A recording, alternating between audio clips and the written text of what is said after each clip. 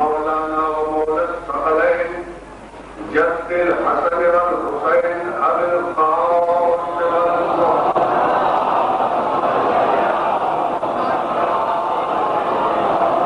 آله الطيبين الطاهرين المعصومين المنتجبين المظلومين ولعنة الله على أعدائهم أجمعين من يومنا هذا إلى يوم الدين. أما بعد فقد قال سبحانه وتعالى في محكم كتابه الحكيم ومن الناس من يقول آمنا بالله وباليوم الآخر وما هم بمؤمنين. صلوات.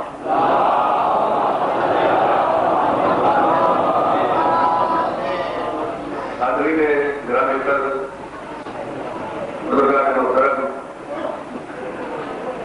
اللہ تعالیٰ نے مظلوم کربلا، ماتمداران سید الشہداء، دربار آل محمد نے سرزمین ڈیرہ غازی خان پر سید محسن نقوی شہید اور سید خالد حسین شاہ بخاری اور اللہ مقامہ کے خانوادے کی جانب سے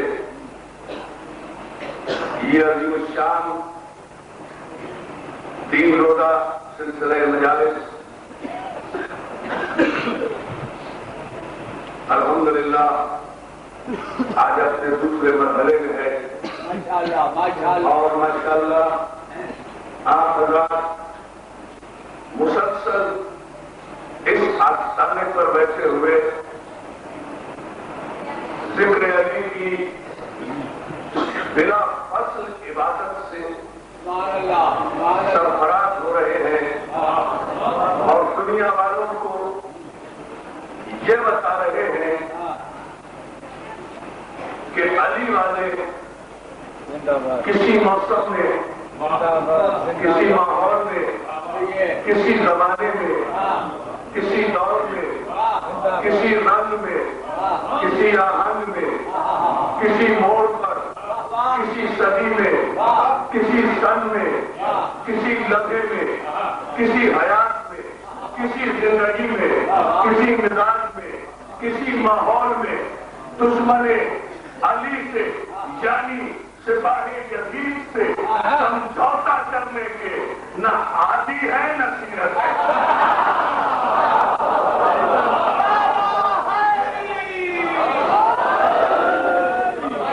کوئی ماحول ہو، بڑی توجہ، کوئی زمانہ ہو، کوئی مزاج ہو، کوئی موسم ہو، کوئی لمحہ ہو، کوئی سن ہو، کوئی صدی ہو، کوئی موڑ ہو، کوئی اسمبلی ہو، کوئی حکومت ہو، کوئی تخت ہو، کوئی تاج ہو، علی والے ذکر علی پر کبھی سمجھوتا اس لیے نہیں کرتے کہ جو علی کے ذکر پر سمجھوتا کرنے وہ اپنی وردیت پر دستبردار ہو جایا کرتے ہیں.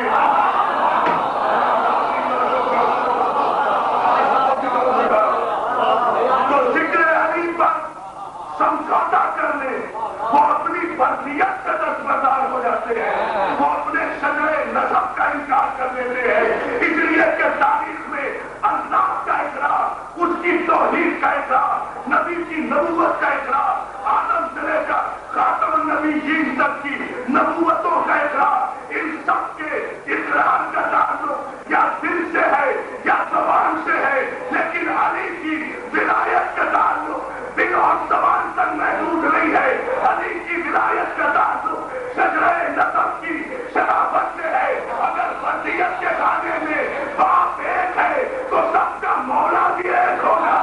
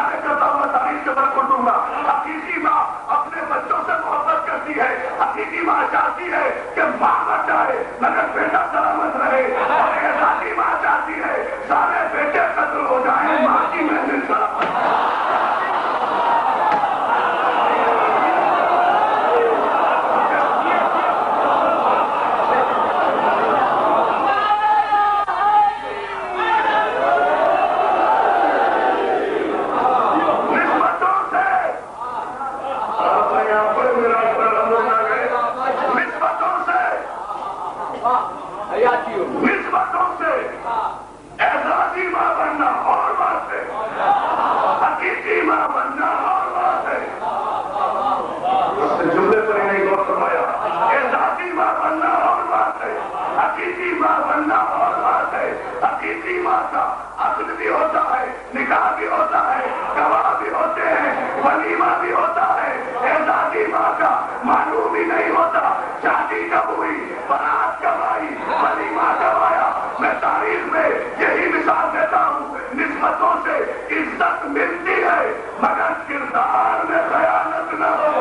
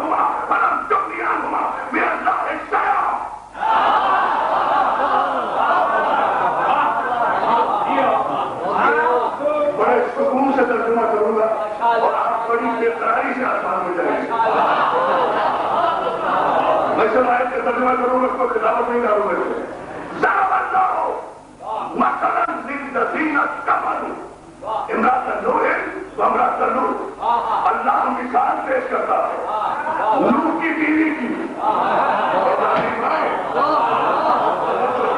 اللہ مثال پیش کرتا ہے نوح کی بیوی کی اور لوط کی بیوی کی۔ کانت تحت عبدین من عبادنا الصالحین، کہ یہ دونوں بیویاں ہمارے نیک بندوں کی بیویاں تھیں۔ بندے میں تھے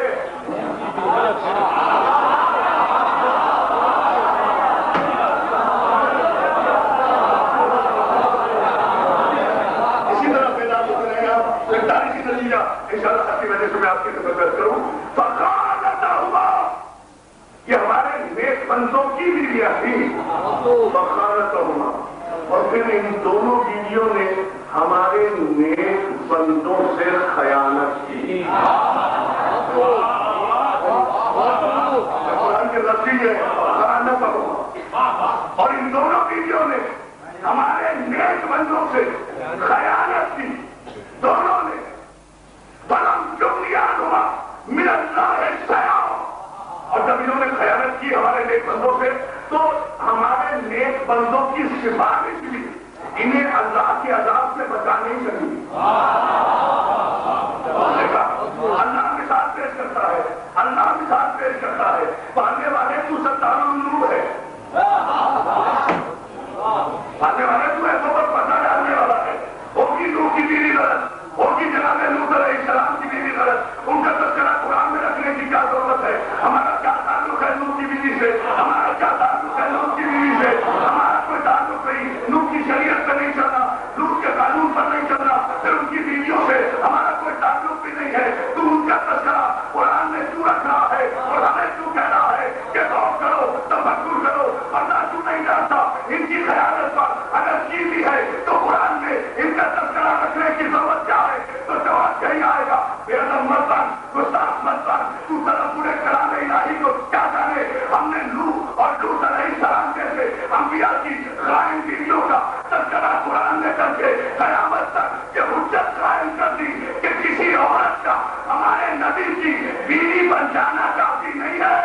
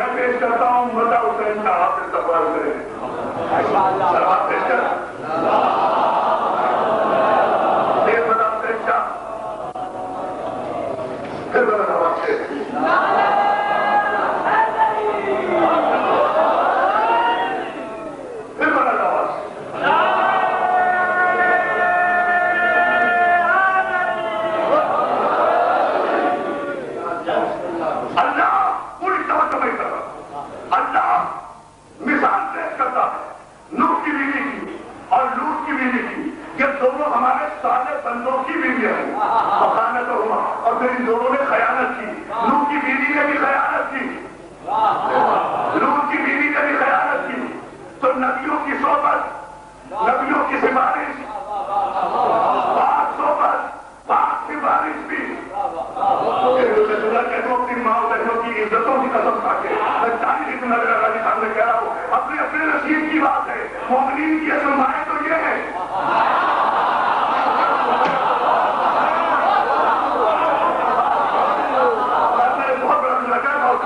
اصل مومنین کی مائیں تو یہ ہے، اپنے اپنے نصیب کی بات ہے نا، اپنے اپنی قسمت کی بات ہے نا، کہ نوح جیسے نبی اللہ کی صحبت میں رہ کر بھی وہ بیوی نجات نہیں پا سکی، قائم رہ گئی، صحبت نبی نے کوئی فائدہ نہیں پہنچایا، تو یہ عورت کا اپنا اپنا نصیب ہے۔ ایک نوح کی بیوی ہے جو نوح کے گھر میں رہ کر بھی کافرہ کہلائی، ایک فرعون کی بیوی ہے جو فرعون کے گھر میں رہ کے بھی مومنہ۔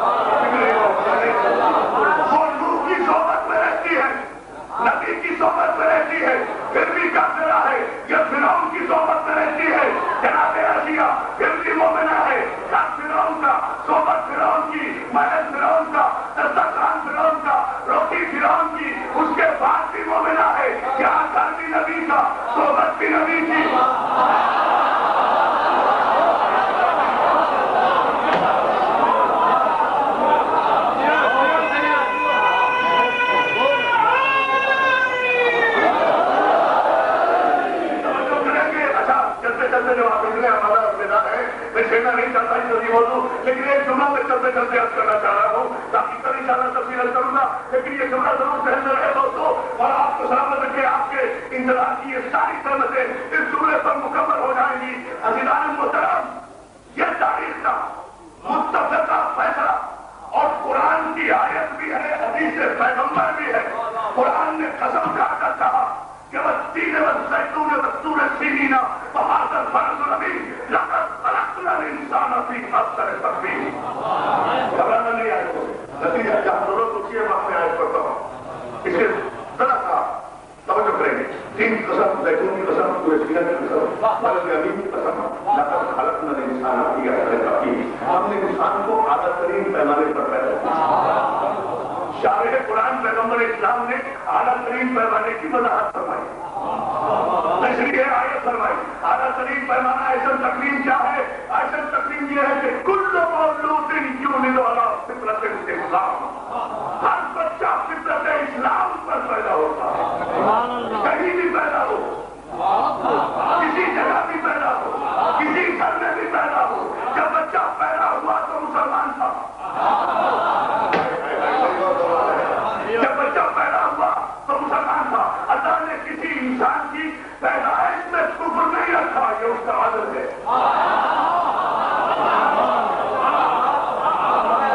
الحمدللہ آپ اہل علم ہیں، آپ صاحب علم ہیں، آپ اہل علم کی قدر کرتے ہیں، اسی لیے آپ میرے سوال پر میرے جملوں کے پس منظر میں جا کر لطف اندوز ہو رہے ہیں۔ اللہ عادل ہے، اس لیے اس کے عادل کا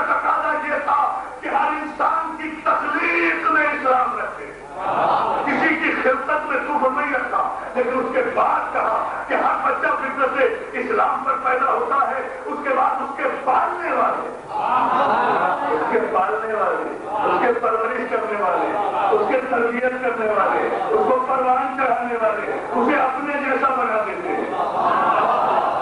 مسلمانوں رکے رہنا، صحیح بخاری کے لکھنے والے رکے رہنا، سنن ابن ماجہ کے مصنف رکے رہنا، مستدرک حاکم کے قلمکار رکے رہنا اسی حدیث پر، کیونکہ تم نے خود لکھا ہے کہ ہر بچہ فطرت اسلام پر پیدا ہوتا ہے اور اس کے پالنے والے، پرورش کرنے والے، تربیت کرنے والے اسے اپنے جیسا بنا دیتے ہیں۔ ایک سیرت النبی لکھنے کی ناکام کوششیں کرنے والے 1400 برس کے بے علم جاہل مورخوں آپ سیرت نگار نے لکھا کہ رسول 40 برس کے بعد نبی بنے، 40 برس کے بعد رسول بنے، تو چلو 40 برس کے بعد اگر رسول مانتے ہو چاہے 40 برس کے بعد بھی نہ مانو، تمہاری اپنی قسمت ہے۔ میں تو صرف اتنا پوچھتا ہوں مسلمانوں کہ جب محمد مصطفیٰ پیدا ہو کر آمنہ کی گود میں آیا، اگر رسول نہیں تھا تو کم از کم مسلمان تو تھا۔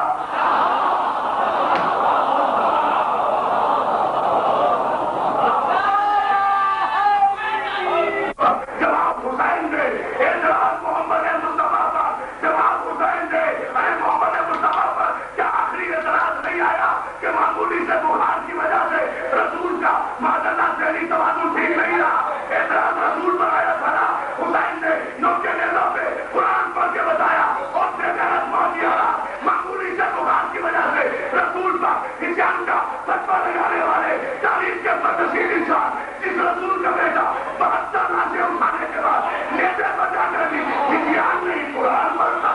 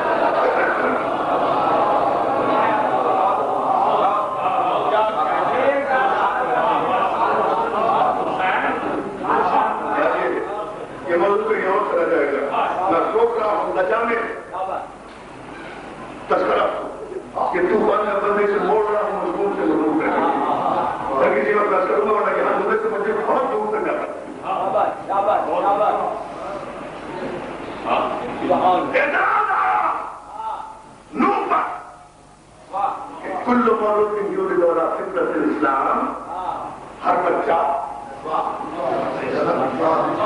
فطرت اسلام پر پیدا ہوتا ہے، اس کے پالنے والے، اس کی پرورش کرنے والے اسے اپنے جیسا بنا دیتے ہیں۔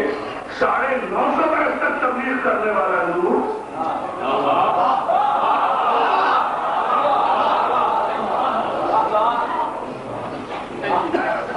ایک جملے کو 950 برس تک تبلیغ کرنے والا نور کسی کو کیا مومن بناتا؟ اپنے بیٹے پر تبلیغ نہ کر سکا، ایک بیٹے کی ضمانت نہ لے سکا، بس یہ اپنے اپنے نصیب کی بات ہے۔ نور کا مقابلہ میرے خاتم النبیین پیغمبر سے نہ کیا کرو۔ نور تو وہ نبی ہے جو اپنے ایک بیٹے کی ضمانت نہیں لے سکا، میرا پیغمبر تو وہ ہے جس سے اپنے 12 بیٹوں کے محمد ہونے کی ضمانت لی۔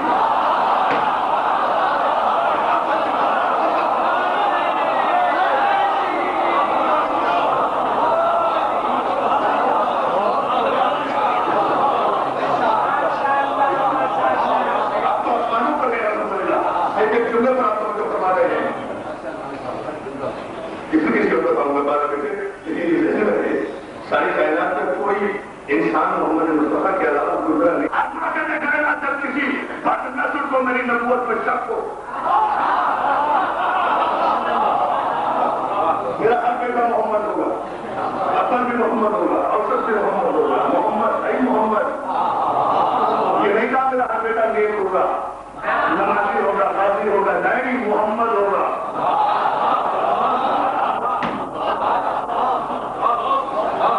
بیٹا محمد ہوگا، بات بہت دور نکل جائے گی میری جان، یہ قرآن کی بحث ہے، اس لیے لیے کہ اگر میں نے قرآن سے یہ پوچھ لیا کہ محمد کسے کہتے ہیں، بات سنبھالے نہیں سمجھے گی مسلمانوں. رسول نے کہا میرا ہر بیٹا محمد ہوگا. قرآن نے کہا وما محمد الا رسول. میرے حبیب تو محمد تو ہے ہی نہیں، تو زندگی کے ہر دور میں رسول ہے. میرا ہر بیٹا محمد ہوگا.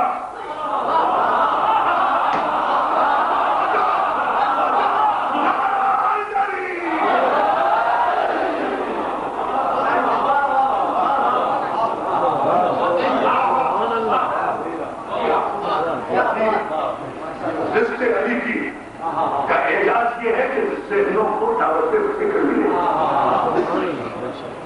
یہ حصوں کا اعجاز ہے کہ دعوت ملتی ہے. سوچ نور پر اعتراض آیا کہ حضور حکم ہو جائے، خدا نے یہ بات حکومت کر دیا، وہی آپ کی حکومت. اعتراض آیا نور پر. کیسا نبی اسلام، ہر بچہ فطرت اسلام پر پیدا ہوتا ہے اور اس کے پالنے والے اسے اپنے جیسا پرورش کرنے والے جیسے پرورش کرنے والے اپنے جیسا بنا دیتے ہیں. تو نوح نے اپنے بیٹے کو اپنے جیسا کیوں نہیں بنایا؟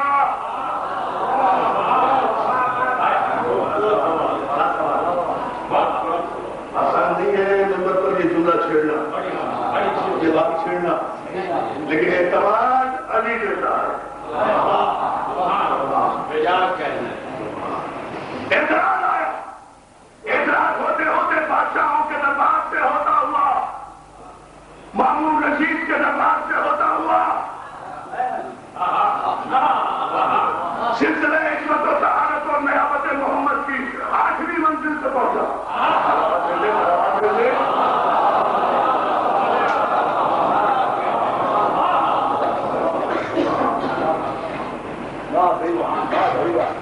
سرکار نے واقعہ میں آیا سوال، جب رسول اللہ ہر بچہ فطرت اسلام پر پیدا ہوتا ہے، پالنے والے پرورش کرنے والے اسے اپنے جیسا بنا دیتے ہیں.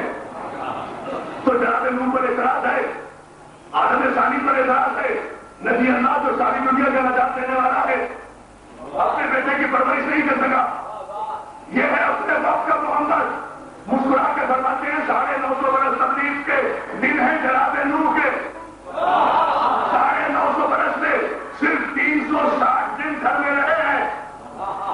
950 برس میں صرف 360 دن گھر میں رہے ہیں. بقیہ کی ساری زندگی صحراؤں میں تبلیغ توحید کے لیے نوح نے بسر کی ہے. رسول اللہ کیا مطلب یہ کہ بیٹا تو نوح ہی کا تھا، مگر پرورش نوح نے نہیں کیا. اللہ نے قرآن میں اور پیغمبر اسلام نے حدیث میں مرد اور عورت کی قید نہیں لگائی. قرآن اور حدیث نے کہا پالنے والے اپنے جیسا بنا دیتے ہیں، چاہے پالنے والا مرد ہو چاہے پالنے والی عورت ہو.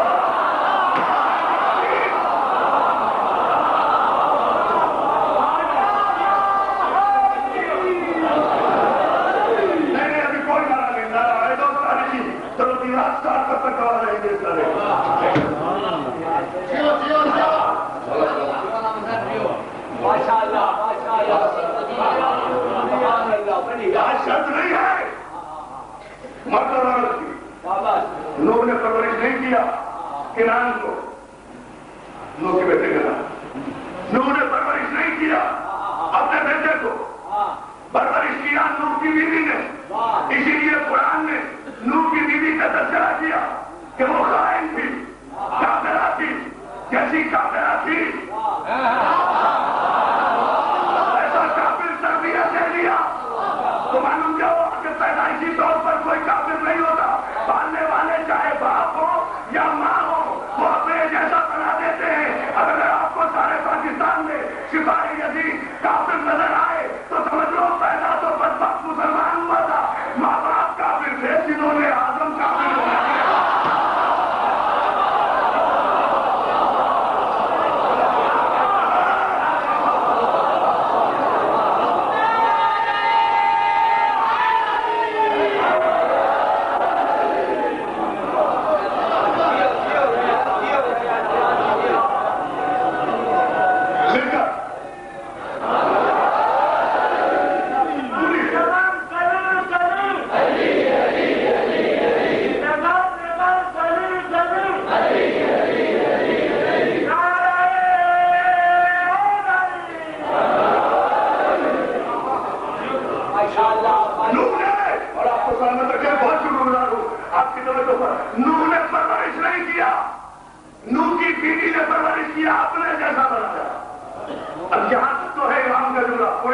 کرتے رہو. توجہ کریں.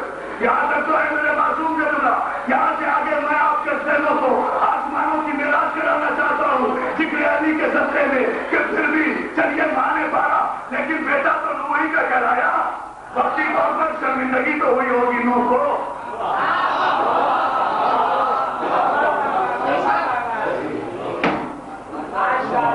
اب بڑی آہستہ سے کہوں گا ایک جملہ لیکن آپ کو اللہ کا واسطہ آہستہ سے آپ نہ سننا. شرمندگی تو ہوئی ہوگی جناب نوح کو خوش رکھو. لوگوں نے دشمنوں نے تانا تو دیا ہوگا نا تو تمہارا بیٹا ڈوب رہا ہے. پہاڑوں پر کر گیا تھا نبی کو چھوڑ کر. بیٹا ہونے کے باوجود بھی ڈوب گیا. یعنی نبی کو چھوڑ کر اگر کوئی پہاڑوں پر کر گیا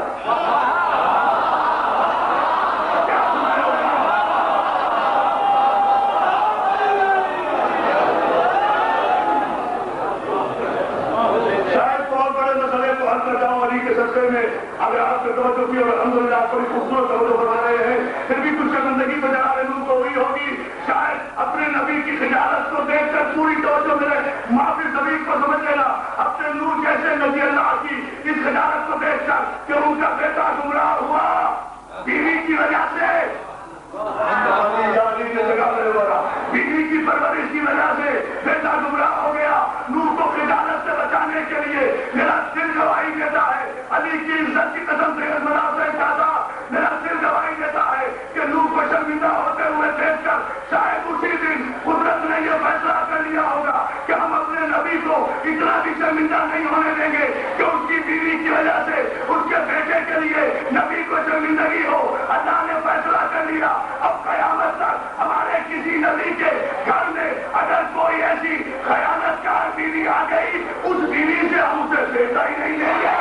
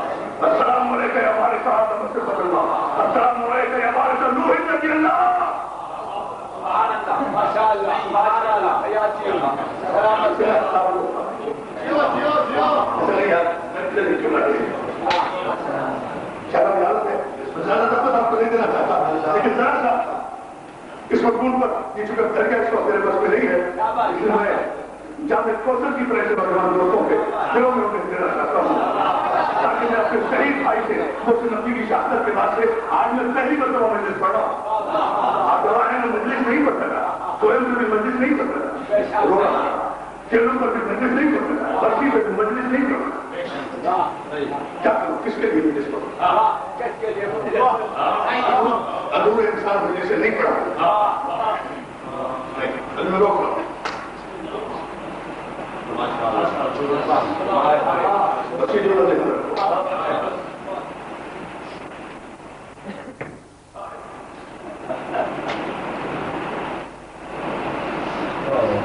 السلام علیکم.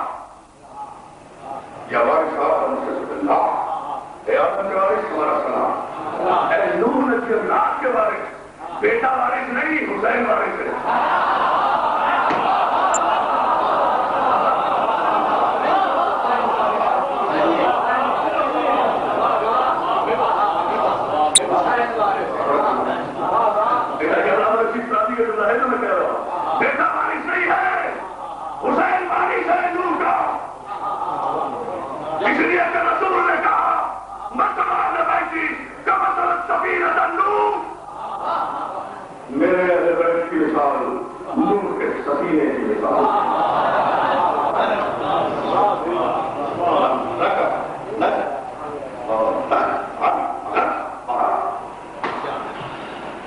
मिसाल है सफीने नूह की, मेरे जो इस कश्ती में सवार हो गया नजात पाए। बस ये फैसला मैंने आज की मजलिस में मेरे भाई ने अब्बास की, ये मेहनत उसको हो जाएगी उसे के ग्रुप को अभी सारे सवाल करने के जिले पर, अगर आपने इस पर गौर फरमा दिया, जो इस कश्ती में सवार हो गया, ये है this is the message which should be given by the ये है वो मकसद फिक्र जो नौजवानों को मुंतकिल करना चाहिए बाजार में।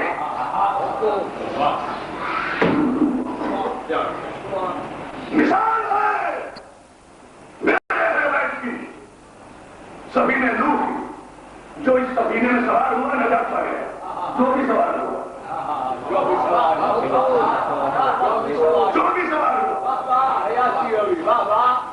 जो भी सवार हुआ, कोई पाबंदी नहीं है, खुदा की कसम पाबंदी है। अच्छा तो मैंने क्या करूं, कौन मासूम मेरे सामने है जिस पर मैं करता नहीं, मेरे जगह मासूम फरमाते जो इस सफीने में सवार हो गया, जो भी सवार हुआ नजात पाई, कोई पाबंदी नहीं, लेकिन पाबंदी है। इसलिए कहते हैं तो नूह का सफीना कहा है, नूह के सफीने की सवारियों को देखना है।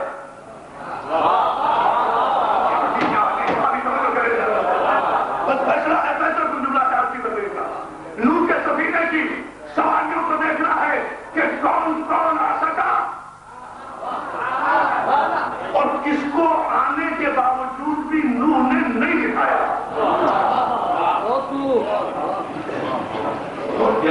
शायद तारीख में पहली बार ये नहा उल्टी जा रही हो इस मजलिस में। मौला से रुस्कईन की भीख मांगते हुए सैयद मुसल्लमी शहीद के मज़ार अक़दस की नज़र करूंगा, भाई का तलीम की जानिब से, इरफान हाथी की जानिब से, जमशेद की जानिब से, मुस्लिम के सारे दोस्तों की जानिब से ये तोहफा। इजाजत है हर एक को इस सफीने में आने की जो नूह की कश्ती की मिसाल है, मगर हर एक को इजाजत नहीं है।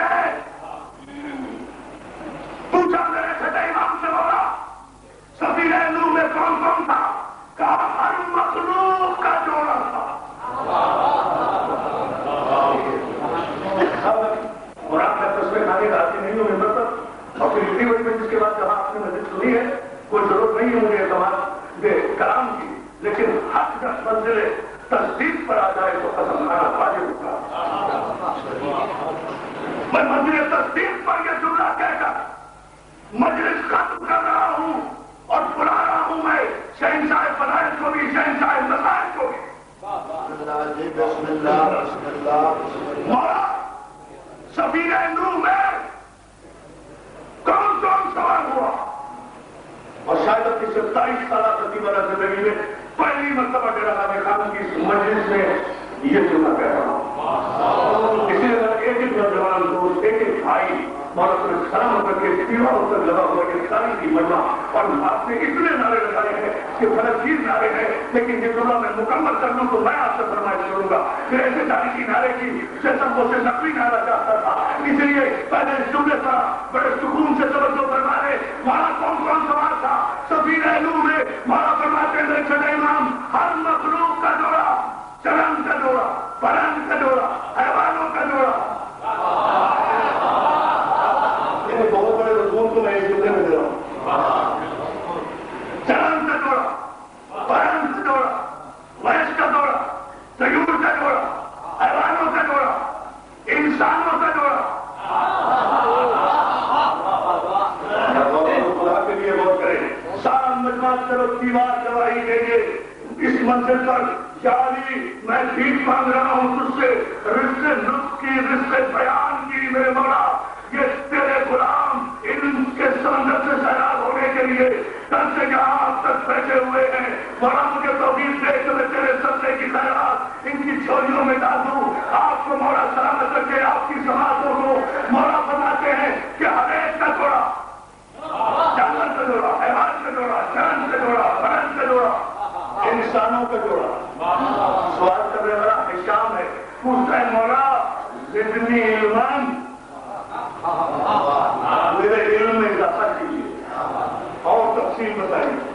جب رسول اللہ بس بہت کنفیوز کر دیا، بہت زیادہ میں نے سسپینس رکھا.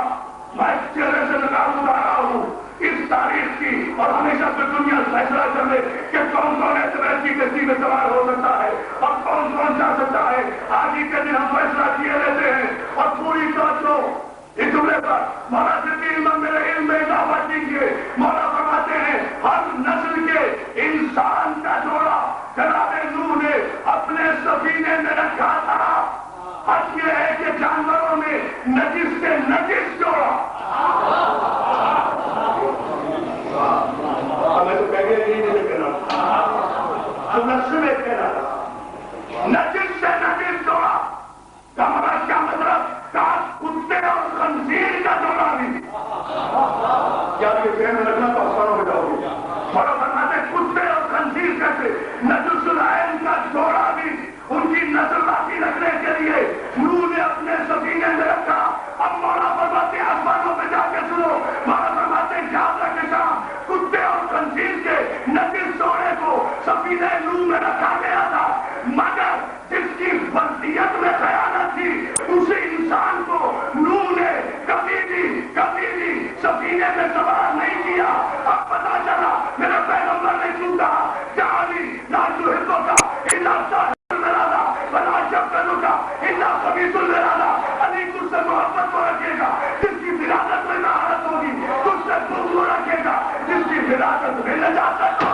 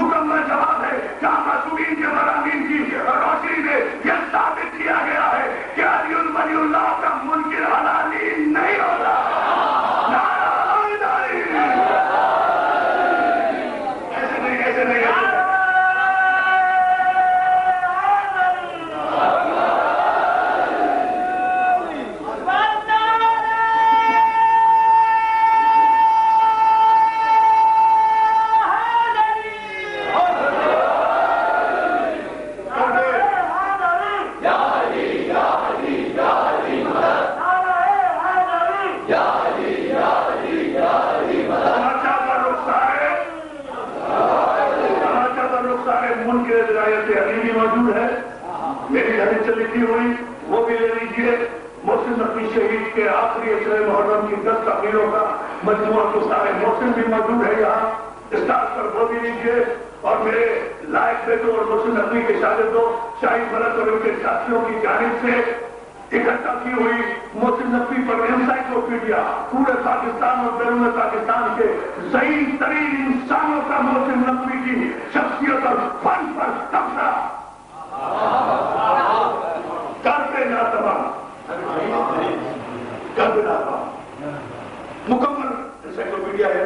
یہ تینوں کتابیں آپ خرید کریں پتہ چلے، اس لیے کہ ایک میری ایک سبق لکھنے کی تقریر ایک طرف اور سید محسن نقوی کا ایک شعر ایک طرف، اس پوری تقریر پر حاوی ہے کہ کیوں دشمنی ہے تجھ کو علی و حسین سے، فرصت ملے تو پوچھ کبھی والدین سے.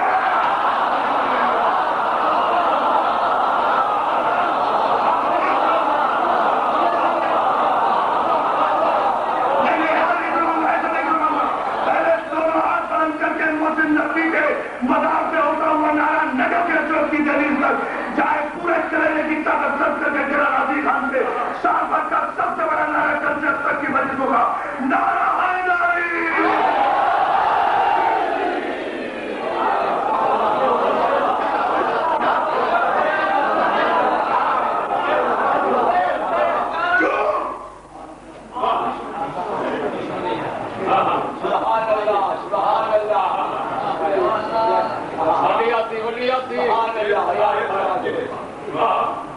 کیوں دشمنی ہے؟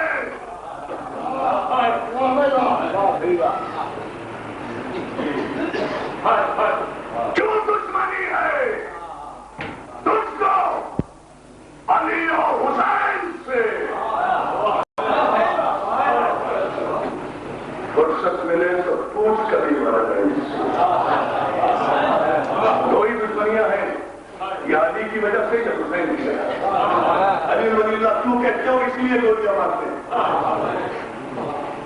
لیکن گولیاں کھانے والے علی والے گولی کھا کر بھی سمجھتے ہیں تو یا علی یا علی یا علی کہہ کر دشمن کو جواب دیتے ہیں جتنی گولیاں مارے گا اتنا یا علی کہے گا.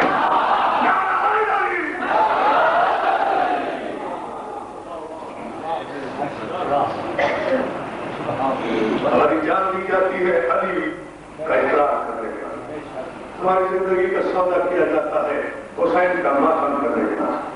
1400 برس میں ہم نے مسائل نہیں پڑھا، تاریخ کا ایک جملہ کہہ رہا ہوں، پڑھ رہا ہوں بھائی میرا پیشہ سب کو کر رہا ہوں میرا پڑھنے جناب پڑھنے پڑھنے اور شہید کے انداز میں وہ جملے میں آپ درست ضرور مسائل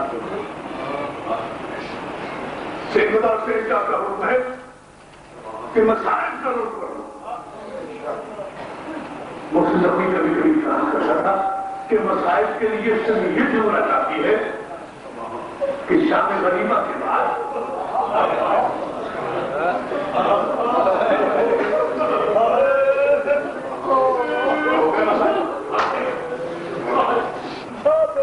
سید محسن نقوی شہید کا جملہ کہہ رہا ہوں، محسن نقوی شہید کہا کرتا تھا شام غنیمہ کے بعد سکینہ کو جب پہلا تماچا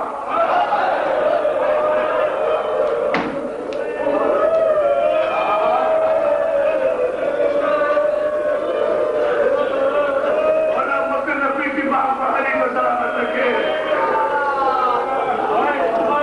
محسن نقوی شہید جب اس کی خطون مسائل پڑھے گا بادشاہ کا مسائل کا، میں ایک جملہ پڑھ رہا ہوں تعمیر حکم میں شام غریبہ کے بعد جب پہلا تماچا شمر کا سکینہ کو پڑھا تو سکینہ نے رخسار پر ہاتھ رکھ کر پہلے تو دریا کی طرف رخ کر کے کہا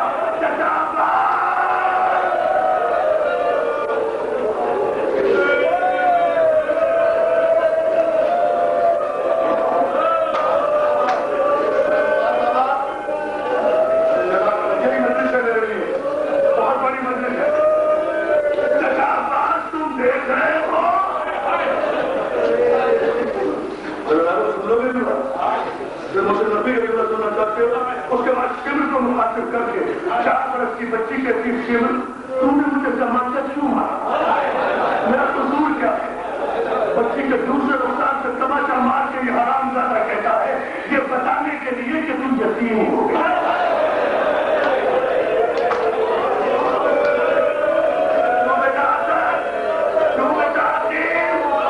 تمہارے باپ کا سایہ سب سے اٹھا، تمہیں یتیمی کا احساس بھی نہیں ہوا، ماموں نے سنبھال لیا کہ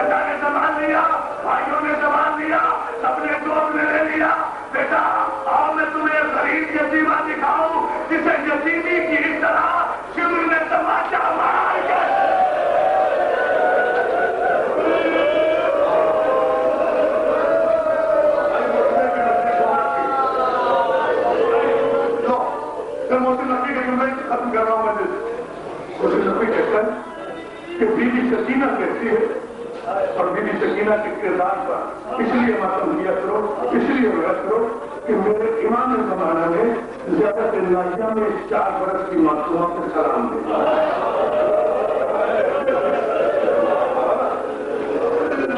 اور کیا کہ سلام بھیجا ہے، سنیں گی میری ماں بہن؟ میرا سلام ہو اس 4 برس کی معصومہ پر جس کے رخساروں کی رنگت کربلا سے شام تک مسلسل بدلتی ہے۔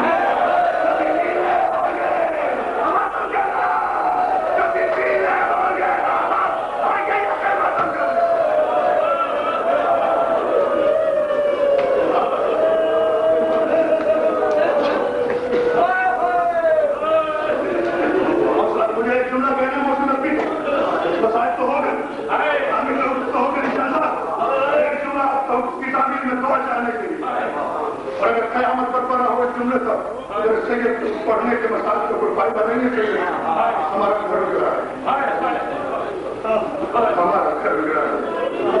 محمد والوں کو ہمارے سامنے پیغمبر پرسہ دینے کے لیے مجھے گھر میں یاد آئے 4 برس کی اجڑی ہوئی سکینہ کہتی ہے جب میرے پاپا کا سر نیزے پر بلند ہوا تو شمر ہاتھ میں نیزہ لے کر اپنی فوج کے ساتھ ہمارے خیموں کی طرف رہا۔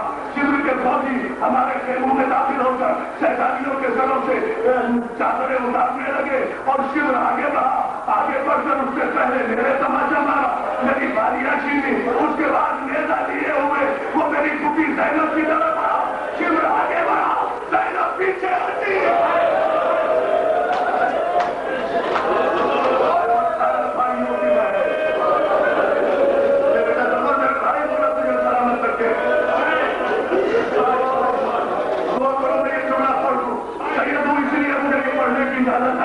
کوئی نئے سید کے مسائل نہ پڑے، تم برداشت کر لو، تمہارا احسان ہے۔ شمر نیزہ لے کے آگے بڑھا، عباس کی بہن پیچھے ہے، شمر اور آگے بڑھا، زینب اور پیچھے ہے، شمر اور آگے بڑھا، شہزادی اور پیچھے ہے، آخر خیمے کی تناب آ گئی۔ شمر نیزہ لیے ہوئے آگے آئے، زینب نے خیمے کی تناب پکڑ کر گھبرا کے کہا، عباس اب میں کیا کروں؟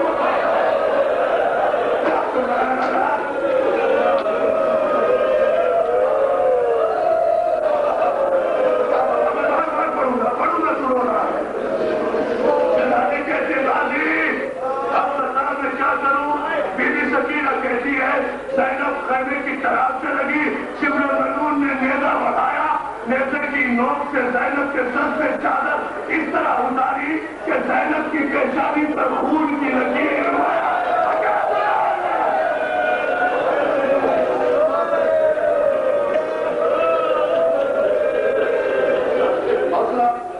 مجھے کتنا بڑا جملہ کہنا ہے جو میرا غازی خان کا نرم دل مومن برداشت نہیں کر سکے، اس لیے آخری جملہ کہہ رہا ہوں۔